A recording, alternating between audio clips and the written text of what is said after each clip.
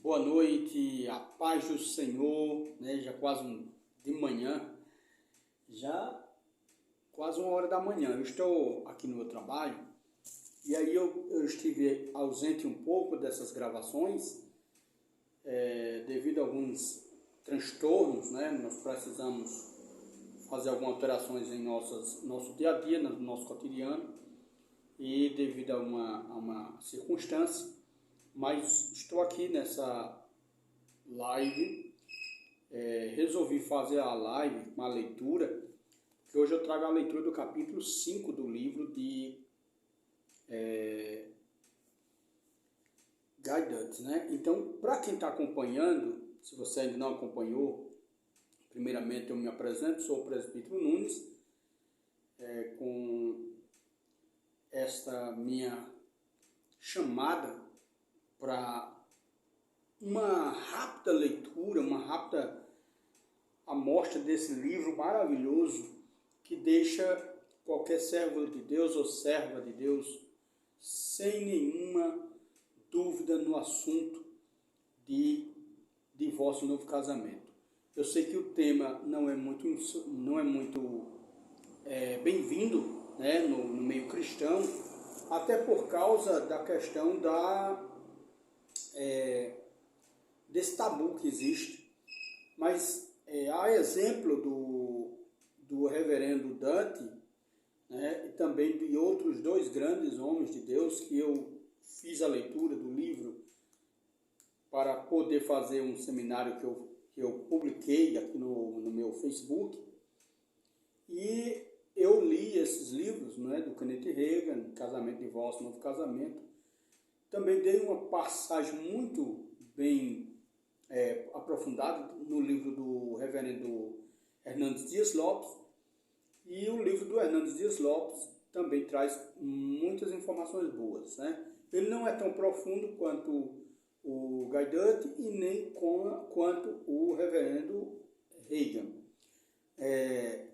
Então, o capítulo 5 do livro em leitura nesse momento, né, eu estou também vendo a possibilidade de estar trazendo também uma leitura de alguns capítulos do livro Arrebatamento Antes da Tribulação, do pastor Nathan Rufino. Esse será um projeto mais para frente, né? Porque aí eu preciso fazer uma leitura no livro dele e que ainda não fiz. Deixa eu conectar aqui, conectar essa tomada aqui. E com certeza, quando eu fizer a leitura no livro do Nathan Rufino, eu vou trazer aqui alguns capítulos interessantes, porque o Nathan Rufino, para quem não sabe, ele tem um canal no YouTube, ele também está presente no nosso Facebook, ele também está presente no Instagram, e é um grande homem de Deus no aspecto de ensino, né? Acompanhe, se você digitar Nathan Rufino no YouTube, você vai ter muitas mensagens, muitas pregações boas, que não são pregações, aquelas pregações, eu diria, o estilo do Nathan Rufino é muito interessante. Então, a mensagem do Nathan Rufino é uma mensagem mais voltada para o ensino, né? Como ele mesmo diz, tem gente que prega ensinando, tem gente que ensina pregando. Então, cada um tem uma chamada, e o Nathan Rufino ele tem essa chamada muito interessante, que é fazer com que a palavra de Deus seja ensinada de forma bastante substancial. Então, o Nathan Rufino, ele com certeza esclareceu-me muitas dúvidas em alguns aspectos. Ele também tem algumas pregações sobre casamento e divórcio. E ele é muito divertido, muito lúdico, quando ele chega até a dizer, né, que ele até canta aquela música, né, Vai com Deus, quando a pessoa não quer honrar e respeitar e maltrata a sua esposa, e aquela pessoa não é crente, e até mesmo um crente que maltrata a sua esposa, com certeza, ele fazendo isso, o casamento é desfeito, porque A palavra casamento significa juntar, né? Ligar um ao outro. Que a gente vai para o cartório, vai apenas oficiar aquela união, mas que o casamento ali já acontece. O casamento se torna quando o casamento se torna verdadeiro quando há uma união entre uma mulher e um homem e a partir daquele momento ali a pessoa passa a viver uma vida conjugal. O que Jesus repete esse mandamento, né? Se tornarão uma só carne, não serão mais dois, mas se tornarão só carne. É claro que isso é uma expressão metafórica, que nunca vai se tornar uma só pessoa, né? Porque são duas cabeças diferentes, coabitando em um mesmo espaço, um desmantelado mais do que o outro, e o outro mais, e o outro tentando ajudar, né? Um deixando a toalha molhada sobre a cama, ou pendurado em qualquer lugar, e assim por diante. Mas o mais interessante do casamento, com certeza, é que se houver amor suficiente para ir até que a morte apareça com a foice, certamente será de forma bastante substancial.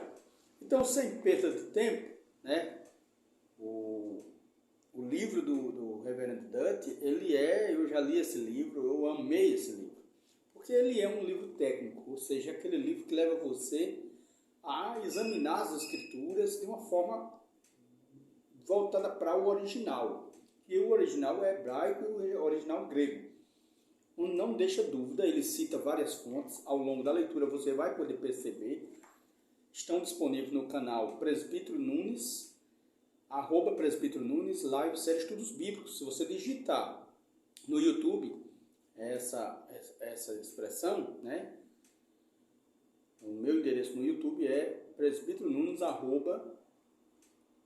Presbítero Nunes, live série Estudos Bíblicos. Eu acho que eu estou com sono. Então, porque eu estou fazendo essa live um pouco tarde.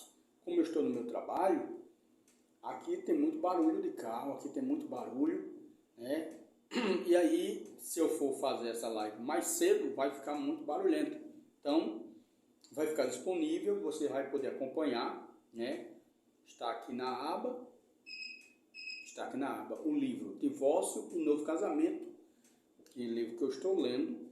E se você quiser acompanhar o restante, né, os outros capítulos, vai no nosso canal do YouTube, o meu canal do YouTube, está lá as gravações, desde o capítulo 1 até o capítulo, último capítulo, que é esse que eu estou lendo, o último capítulo de hoje, certo? Mas é claro que o livro do Reverendo Dutt, ele tem 15 capítulos. O 16º, que na verdade é uma amostra do que é o autor, né?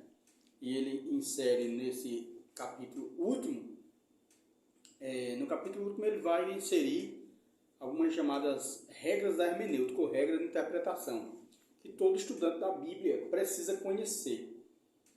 Se os estudantes, os pregadores da Bíblia tivessem em mente as regras de interpretação, não cometeriam tanta gáfia nos púlpitos. E isso é uma realidade. Então, vamos para o capítulo 5, né? Exatamente na página 47, do livro Divórcio e Novo Casamento, do Reverendo Dutt.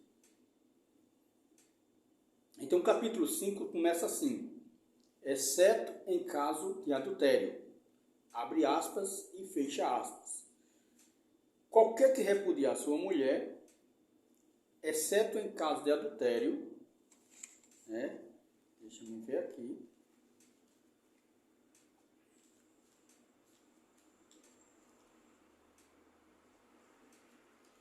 Exatamente, capítulo 5, o que eu li para vocês foi até o capítulo 4, né? Então vamos lá. Já estabelecemos a definição bíblica de repudiar na lei acerca do divórcio enunciada por Cristo. Agora iremos fazer o mesmo com o vocábulo exceto, né? Essa expressãozinha but, né, em inglês, exceto em português, ela tem um sentido muito profundo e ela pode alterar ou mudar qualquer entendimento, porque ela na nossa língua, não somente na nossa língua, mas ele é um conectivo, ou seja, significa uma conjunção adversativa, né? Ou seja, se opõe a uma ideia anterior. Uma importância ainda maior é atribuída ao significado de exceto. O problema do novo casamento apoia-se nele. Será que essa palavra dá margem ao divórcio, mas não a um novo casamento? Aqui ele faz essas perguntas, né? Os teólogos têm debatido esta questão desde os tempos de Agostinho, né? Que viveu no século V. Então é uma questão, gente, isso é tão grave, porque o divórcio tem se tornado um tabu. Não se pode pregar muito sobre divórcio nas igrejas devido a uma má compreensão do tema. Como eu já disse em vídeos anteriores, há pastores que batem o martelo dizendo, se divorciou, não casa de novo não, porque Deus disse que era até a eternidade. Pelo amor de Deus, onde é que nós temos isso na Bíblia? A Bíblia Sagrada, ela nunca disse isso. A Bíblia diz que o homem deixará o pai e a mãe e unirá-se à sua mulher e se tornarão uma só carne. Só que o próprio Deus mandou Moisés instituir o divórcio. Por causa de quem? Por causa da mulher. Para que poupasse a mulher, para que a mulher não sofresse tanto na mão desses homens, né, que humilhavam as mulheres, viam qualquer coisa nela que já repudiar. Então, assim, se a mulher fosse condenada a viver a vida inteira sozinha, primeiramente numa cultura onde não havia pensão, onde não havia, vamos dizer assim, não havia uma ajuda, como o cartão da família, aí, como recebe o Auxílio Brasil hoje, né? Então, não havia nada disso, era um sofrimento. Quando a mulher saía da casa dos seus pais, ela agora estava à disposição do seu marido. E se o marido dela, na hora que ele quisesse, ele pegava e dizia, olha, eu não estou me agradando dessa mulher, vou chamar 2 testemunhas, e aí lavrava o termo de divórcio, que era uma terrível experiência para aquela mulher. Então, precisamos falar sobre isso, né? O autor que eu estou usando aqui, ele trabalhou no tema 14 anos, fora 20 anos que ele vinha com aquele problema, aquela dúvida. Será que as igrejas estão certas? Né? Ele se perguntava, será que é certo a igreja que aceita um divorciado ou uma divorciada, aquele divorciado fica no banco a vida toda, né? Não pode participar do coral, não pode participar dos projetos da igreja, mas está ali. E essa igreja que faz isso, ela se acha melhor do que Jesus, porque Jesus, ele nunca vai rejeitar uma pessoa somente pelo simples fato dessa pessoa ter se divorciado por um motivo grande, né? Um motivo de traição, um motivo de abandono e assim por diante. Eu acho interessante porque nesse livro do Dutt, ele trata do divórcio como única causa, único motivo que seja a traição, que seja a imoralidade sexual, que é a cláusula essa cláusula que é o chamado exceto, né? É a cláusula de rompimento. Para nós aqui, como eu já disse, é uma conjunção adversativa. Então, desde os tempos já de Agostinho, que é o século V, já se discutia isso, né? E a gente sabe que lá no Novo Testamento, Paulo já tinha dado liberdade para o marido que não era crente, né, se abandonasse a sua esposa, deixasse ele ir, vá-se embora.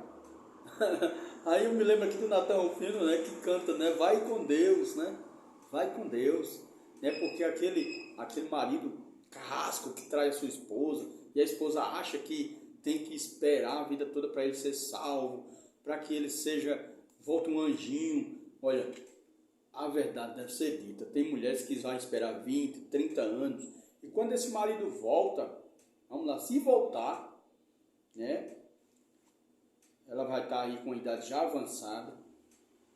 E isso não é bíblico, gente. Não se pode apoiar isso na Bíblia. É uma questão pessoal. Se a mulher quer esperar o marido que está lhe traindo lá fora, e ela diz, não, eu quero ele, eu me casei com ele. Do mesmo jeito o homem, eu me casei com ela, e ela está lá, né, fazendo gato e sapato dele. E ele diz assim, Deus, tu vai salvar essa mulher e vai trazer preparada para mim. Fazer o quê? A Bíblia não apoia isso. A Bíblia não diz que você tem que esperar a vida inteira, perder a sua vida inteira, esperando por uma pessoa que não te honra no presente. Quem te honra no presente, quem te ama no presente, merece sim o respeito e a consideração. Aquele que não te honra, que te desespera, que te abandona, já não é mais um casamento para Deus, porque o casamento é a união de um homem com uma mulher, faz um corpo só com ela. E aí, no momento quando aquela pessoa quebra a comunhão com a mulher, assim como como o homem quebra a comunhão com Deus, e a Bíblia diz que Deus, ele segue em frente e o homem fica para trás. Ou seja, o homem que negou a Cristo, ele é quem fica para trás. Deus continua. Sim, mas quando nós somos cristãos, não formamos um corpo com Cristo, através do Espírito Santo. Então, se formamos um corpo só com Cristo, enquanto estamos em comunhão, aquela pessoa que se desvia, né, deveria continuar ligada a Deus, mas não é. Por quê? Porque o fato de nos afastar de Deus, conforme o profeta Isaías, no capítulo 59, ele diz assim que o pecado faz uma divisão entre nós e Deus. Então, entre um homem e uma mulher, é uma comunhão, né? O apóstolo Pedro, ele chegou até a dizer que é uma união parecida com a de Cristo com a igreja. Paulo também usou esse termo. Mas, se o cristão rejeitar Cristo, será que Cristo ainda está ligado com ele? Claro que não. E se, por exemplo, o homem abandonar sua esposa ou deitar com outra mulher, isso na nova aliança, que na antiga aliança nós sabemos que existia o concubinato, existe uma série, né, de permissões que graças a Deus não tem mais. Então o homem, quando ele agora deixa a sua mulher, vice-versa, a mulher também, se a mulher se deita com outro homem, ela ali já quebrou essa aliança. O homem querer voltar para ela, volte. Mas aí em todo canto que ele chegar, todo mundo vai dizer, olha aí, né? Olha aí. E sempre será assim, porque o casamento não é uma instituição eterna, é uma instituição que representa uma união para necessidades carnal, social. Né? Antes era para somente, muitas vezes, a procriação. É tanto que Deus, no começo lá, permitiu que o homem casasse até com a sua irmã naquela época. Mas depois, pela multiplicação dos seres, de pessoas, né? Por exemplo, o próprio Caim deve ter casado com a irmã dele, mas isso nós sabemos que quando Deus dá a lei para Moisés, Deus proíbe isso. O homem não casasse com seus parentes. Somos todos parentes, mas somos parentes distantes. Então se casa, mas se casa com um parente distante. E essa lei, ela tornou-se até hoje. É visto que até as autoridades proíbem, né? Chama de incesto, quando há uma união carnal entre um parente próximo. Costumam se casar primo com primo, né? Mas até o Antigo Testamento proíbe muitas uniões desse tipo. Me parece que é Levítico 18, depois eu posso colocar a aba aqui com a informação. Então, sem perda de tempo, vamos continuar a leitura aqui. A palavra grega que traduzimos por exceto é parektos, um equivalente de parektos, eimi, é empregado em Mateus 19, verso 9. Ela significa, esses são os significados da palavra exceto, ok? Retirar, fora de, excluir, deixar de fora, a parte de. Então, essa citação que ele fala é do Greek English Lexicon of the New Testament. The vocabulary of the Greek New Testament, expository vocabulary of the New Testament, Thayer's Greek English Lexicon of the New Testament, a Greek Lexicon of the Roman and Byzantine periods.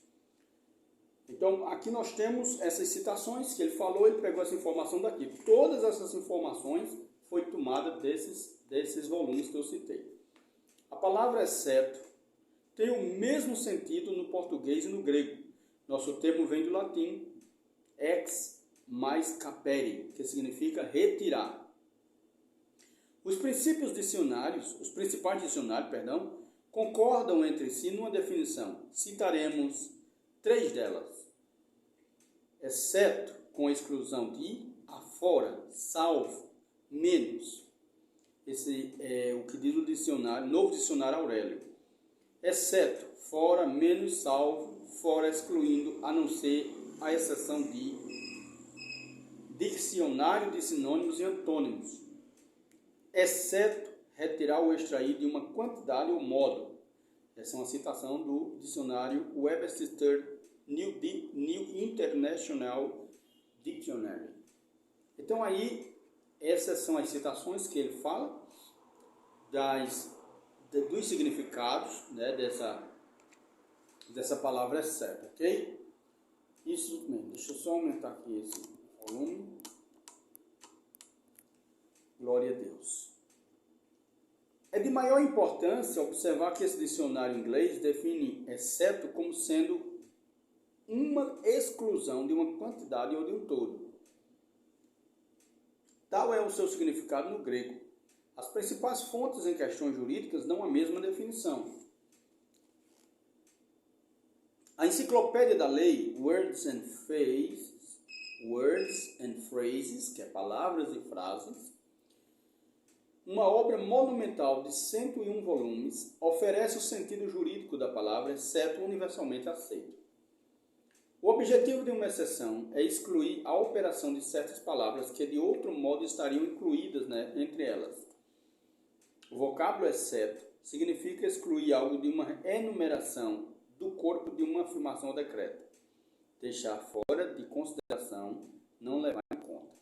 Esse é o sentido da palavra exceto. Os editores dessa enciclopédia, em nota anexa, falam de crescente importância das definições de termos em decisões de tribunais. Dedicam 3 páginas ao significado de exceto, com inúmeras citações legais para demonstrar que as decisões judiciais são baseadas no significado acima citado. Outras autoridades no assunto que concordam com elas são American Jurisprudence, Encyclopedic Law Dictionary e Blake's Law Dictionary. Então, são essas obras que concordam com essa enciclopédia anterior que ele frisou aqui, ok? Que é a jurisprudência americana, o dicionário enciclopédico da lei, ou jurídico, né? E o dicionário negro da lei. Ou seja, são 3 obras importantíssimas que são citadas aqui. Já vimos então que as autoridades do grego, português e inglês e em leis concordam entre si unanimemente, em que exceto significa excluir de uma quantidade ou de um todo uma parcela. Deixar de fora um certo número em consideração um item qualquer. Excluir algo de uma enumeração do corpo de uma afirmação ou decreto. Ela tem o mesmo sentido na linguagem empregada nos apócrifos clássicos e nos papiros. O professor M. Bryant, da Universidade de Columbia, em Nova York, fez um estudo para ver como a palavra exceto e outros vocábulos são interpretados nas cortes de justiça ao transmitir as decisões legais. O professor Bryant expõe os resultados desse estudo em um livro do qual retirei a seguinte citação. Quando se ouve a palavra exceto, imediatamente se pensa em não inclusão. Supõe-se que aquilo que foi excluído ou excetuado é deixado de fora. A mente faz uma imagem mental deste significado. É isso que chega à tona da consciência. English and the Law Courts. O inglês nas cortes jurídicas. O autor relaciona muitas citações para demonstrar como uma pequena palavra muitas vezes constitui o fator determinante nas interpretações judiciais de escrituras, testamentos, contratos ou qualquer outros documentos. Jesus observou pequenos detalhes de linguagem. segundo essa citação de Robertson. Abre aspas. Todos os teólogos honestos, quer liberais, quer ortodoxos, devem tratar cada palavra com toda seriedade, se é que desejam considerar as Escrituras de maneira justa. Revelation of the Bible. Não é verdade que muitas vezes não compreendemos uma declaração enquanto não esclarecemos o significado de certo vocábulo nela contido? Também é uma pergunta. É verdade. Quantas vezes a gente fica em dúvida se não compreendemos uma palavra? Por exemplo,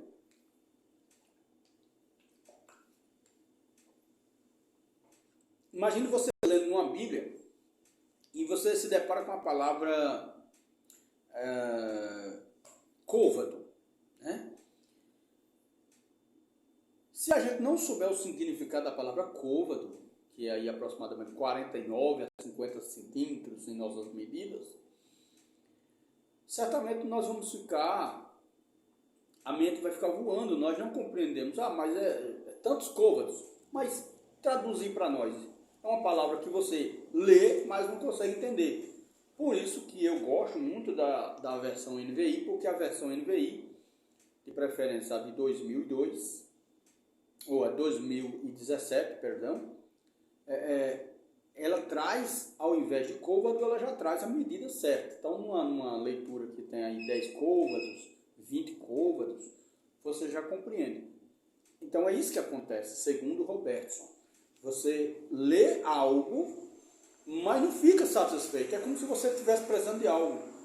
Isso não acontece, por exemplo, com a palavra exceção, exceto em caso de adultério. Bem, para mim, eu lendo essa passagem de Mateus 5,32 e 9 e 10, capítulo 19, versículo 9, versículo 10 de Mateus, quando diz que o homem não deixe sua mulher, exceto em caso de adultério. Tem pessoas aí ensinando, o próprio Hernando Dias Lopes, fica ensinando que o homem tem que perdoar, que a mulher tem que perdoar. E muitos casamentos, há tantas tentativas de reconstruir o casamento, depois de tantas traições, exemplos de pessoas até famosas, aí, pregadores famosos, que fica tentando juntar o remendo de pano novo em roupa velha e acaba arrombando mais ainda. Exatamente. Então, é isso que o texto diz, né? Eu acredito muito que pode haver o perdão, né? Mas não é uma regra geral. Não é bíblico, né? A Bíblia não manda voltar. Exceto lá na parte no Paulo diz que se o homem sair da casa, né? Ele fala lá no capítulo 7 de 1 Coríntios, ele diz assim, se o homem deixar sua mulher e de repente a palavra deixar lá, me parece que não é apolu, não é dar uma carta de divórcio, é simplesmente passar um tempo fora do lar, ou vice-versa, a mulher também se reconcilie, né? Mas ele não está falando em prostituição, em adultério, não. Então a gente vai chegar nessa parte ainda. Não é verdade, exatamente, aqui eu já li, certo? Vamos aqui para o parágrafo 3º. O legislador do Novo Testamento sabia dos perigos de um mal-entendido e das dificuldades de um significado incerto. Se houvesse alguma dúvida acerca de sua lei do divórcio, então ele não poderia condenar nenhuma pessoa que se casasse de novo após um divórcio por causa de adultério. Em caso de dúvida de interpretação, a dúvida deve favorecer o acusado. The theory of justice, a teoria de justiça. As palavras de exceção devem ser interpretadas em favor do beneficiado. Pope Legal Definition. No inverno de 1965, um noticiário de imprensa informava que um problema a ser levado perante a Suprema Corte dos Estados Unidos era se um segmento de certo ato de Congresso poderia ser considerado nulo por causa da indecisão. Jesus foi um mestre na arte da palavra. Possuía maravilhosa capacidade de anunciar um princípio numa declaração breve. Ninguém o superou nas sentenças curtas. A clareza e força de suas leis são modelos de precisão. Glória a Deus. Seria a intenção dele que a cláusula restritiva exceto em caso de adultério, incluir-se o novo casamento, ou a exceção permite apenas o divórcio?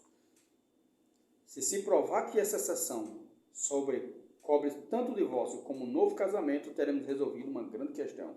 Examinaremos novamente esta lei. Eu, porém, vos digo, qualquer que repudiar sua mulher, exceto em caso de adultério, a expõe a tornar-se adúltera, e aquele que casar-se com a repudiada comete adultério. O argumento dos intérpretes contrários ao novo casamento é que a exceção não se estende à cláusula, e aquele que casar com a repudiada comete adultério. Vou tentar provar que sim. Segundo ele, o autor diz, tanto no grego como em nosso idioma, não importa a posição da exceção na sentença, ela pode estar no começo, no meio, no fim, e o significado da lei permanece inalterado. Mas no grego, a exceção soa melhor no meio da sentença, que é a posição certa para ela. A exceção pode ser retirada de sua posição e colocada em qualquer outro ponto da sentença, sem alterar sua aplicação nas duas cláusulas. Passemos a demonstrar agora o significado de exceto. Letra A. Qualquer que repudiar sua mulher, exceto em caso de adultério, a expõe a tornar-se adúltera, e aquele que casar com a repudiada comete adultério. B. Exceto em caso de adultério, qualquer que repudiar, veja que ele está aqui mostrando, veja bem, esse autor ele é fantástico, porque ele está mostrando que não importa a posição do exceto. Se ele aparece no início, no meio, no fim, ele vai ter o mesmo significado, certo? O primeiro foi qualquer que repudiar sua mulher, que é a posição que está na Bíblia Sagrada. A segunda, B, exceto em caso de adultério, qualquer que repudiar sua mulher expõe a tornar-se adúltera, e aquele que casar com a repudiada comete adultério. Letra C, qualquer que repudiar sua mulher a expõe a tornar-se adúltera, e aquele que casar com a repudiada comete adultério, exceto em caso de adultério. Aqui nós trouxemos, ele trouxe, na verdade, a palavra exceto para o final. Veja que não altera o sentido, não altera o significado de jeito nenhum. Jesus estava dizendo que aquele que casasse uma mulher que foi abandonada pelo seu esposo, a menos que fosse por adultério, ele estaria casando com uma mulher adulta, tá? Cometendo adultério. Porém, se essa mulher foi abandonada por causa do adultério, por causa de traição, isso é claro que não se aplicava à lei do Antigo Testamento, porque a mulher morria,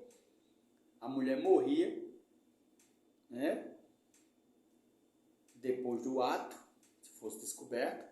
Então, não faz sentido dizer a mulher casava de novo, mas no Novo Testamento, principalmente no período quando Jesus estava ensinando naquele período, a lei judaica, o povo judeu estava subjugado pelos romanos. E os romanos, a lei dos romanos, permitia um novo casamento também. Entre os conhecedores do grego, o professor A.T. Robertson é considerado o príncipe dos modernos gramáticos gregos, e ele defendia a tese de que a exceção apresentada na lei do divórcio formulada por Cristo falava tanto em um divórcio como de um novo casamento. Word Pictures in the New Testament. Imagens da palavra no Novo Testamento, ou figuras, Eis uma citação de uma obra encontrada na seção de consultas de uma de nossas principais bibliotecas. Alguém pode argumentar também que as palavras, exceto em caso de adultério, afetam a primeira cláusula apenas, e que o novo casamento, mesmo no caso de adultério, é proibido por essa lei. Mateus 19, verso 9. Mas se tal fosse a intenção de Cristo, ele a teria declarado explicitamente e não a deixaria para uma dedução posterior. E tal ensino parecia ilógico, porque se apoiamos a tese de que o adultério significa o rompimento dos laços conjugais, de maneira tal que justifique um divórcio, devemos crer também que ele deixaria livre o marido, agravado, para contrair novo matrimônio. Dictionary of Christ and the Gospels. As evidências que apresentamos do hebraico e do grego, bem como de fontes ligadas aos meios jurídicos, são consideradas alta evidência, precisamos interpretar as leis do divórcio do Novo Testamento pelas regras que regem a interpretação de qualquer lei. Um exame da concordância mostrará que centenas de vezes Deus fala dos seus mandamentos como sendo leis. Já apresentamos provas suficientes para chegarmos a uma conclusão de que tanto o divórcio como o novo casamento são afetados pela exceção do adultério. A respeitada versão inglesa, Weymouth, traduz esse verso de Mateus 5,32 da seguinte maneira, abre aspas, mas eu vos digo que todo homem que repudiar sua esposa, exceto por causa de adultério, leva a cometer adultério, e quem se casar com tal divorciada, comete adultério. Esta versão nos dá o verdadeiro sentido da lei do divórcio. Promulgada por Cristo, Jesus disse que um novo casamento de uma mulher divorciada seria adultério, a não ser em caso de fornicação. Amém? Chegamos ao final do capítulo 5. No próximo vídeo trarei o capítulo 6. Então eu acredito que até aqui a gente já teve uma ideia mais ou menos, né, de que o divórcio só deve ser permitido, né, isso no livro do Kenneth Hagin. É claro que vai ter mais informações sobre a questão de abandono, questão de um infiel abandonar sua esposa. E aí entra também na questão, porque lá na frente nós vamos perceber, eu não sei se é o capítulo, me parece que é o capítulo 8, que trata diretamente dessa questão. Porque a gente pensa, né, que alguém, quando divorcia de sua esposa, no sentido direto da palavra, essa pessoa só se divorcia dela quando vai para o cartório, o fórum, né, da entrada, tudo bem. Mas naquela época não era assim. Naquela época o cidadão chamava dos testemunhas e dizia, eu estou aqui abandonando, deixando ela, não tenho mais interesse, né? Isso, o divórcio permitido por qualquer motivo. Esse divórcio não era mais praticado, não deveria ser, melhor dizendo, praticado por um cristão, porque Jesus estava ensinando que somente por questão de adultério. Essa questão vai ser à tona mais ainda a partir do capítulo 7, certo? Então eu te convido a estar conosco, estar comigo, na verdade, acompanhando essa leitura. Eu sei que o vídeo ficou um pouco longo, fiz alguns comentários, mas se alguém tiver paciência de assistir tudo, infelizmente estamos vivendo num tempo de muito fluido, né? O povo não tem mais paciência de estar assistindo um vídeo de 20, 30 minutos.